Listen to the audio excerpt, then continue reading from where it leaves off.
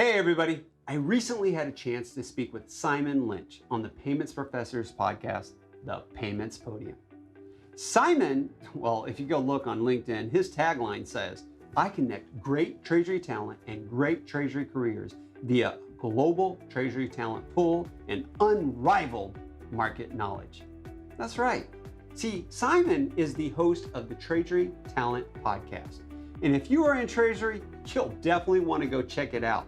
Also, Simon is the managing director of Treasury Talent, and that is an organization that is focused on executive search and selection specialists that are focused on, what? Treasury professionals. Want to hear what we had to say? You're going to have to stay tuned for more.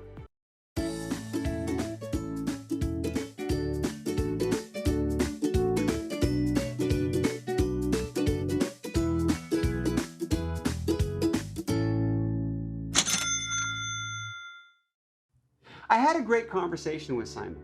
What are some of the things that I asked him? Well, I asked Simon about developing relationships when you're working remotely from home. Here is what he had to say about that. I will answer that, Kevin, by sort of saying, what have I done during the pandemic? And, I network or, develop relationships for a living. Therefore, the pandemic has definitely thrown a curveball in that it makes it a lot harder to do that. But at the same time, it makes it easier. So being able to do a Zoom call or whatever platform you want to be on is actually quite easy. So I make a bit of a joke and say to people like, do you want to catch up for a virtual coffee? Now, we don't actually have a virtual coffee, but it's a way of saying, do you want to have a chat? Do you want to get on the phone? Do you want to have a call? And so in a way, it's actually made life easier being able to do things virtually. You've just got to find an angle to talk to people. And the reality of that is people are always open to having a chat. Simon told me about virtual coffee. And we also talked about what to do and what do you say to someone that you are meeting for the first time via something like Zoom or maybe GoToMeeting, and you're wanting to build that relationship. Well, here's what Simon had to say about that.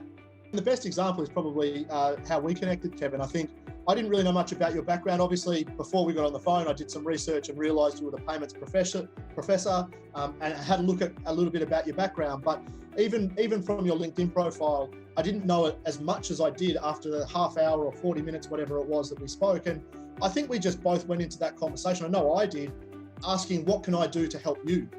What do you do? How can I help you? I've been referred through to you by this person and this person, so I thought we should connect. And I think that's the difference between networking as a word and building relationships. So, if you go into networking and if you talk to people, you've got a network. I think people think, okay, I've got to go and talk to people who will get me a job. They're going to get me my next job. That's what they kind of associate networking with. My view of that is, and like our conversation, I go into it thinking, okay, how can I build a relationship with this person and what can I do to help? Now, one more thing I'd like to share, and that is, what would Simon, a Treasury talent expert, say to those of you who are looking to advance your Treasury career? Well, here's a quick sample of that conversation. Well, the other thing I think that's really important, Kevin, is career mapping. And when I say career mapping, the beauty of my job, and I do love saying this, but I actually don't really make decisions in my job. I just give people opportunities and options. So to me, I think the really important thing is to map out your career. There's not one right answer for the way that your career should play out. And that's actually something that comes through a lot. And part of the beauty of my podcast is I talk to lots of treasurers. They're all people that have got to the top job that a lot of people aspire to.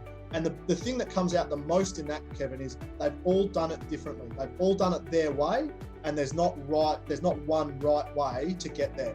You can move every couple of years. Every 2 to 3 years, if you're not getting the right role internally, you move externally and get the role externally. You just need to understand what you want your career to become to know what role is going to be next.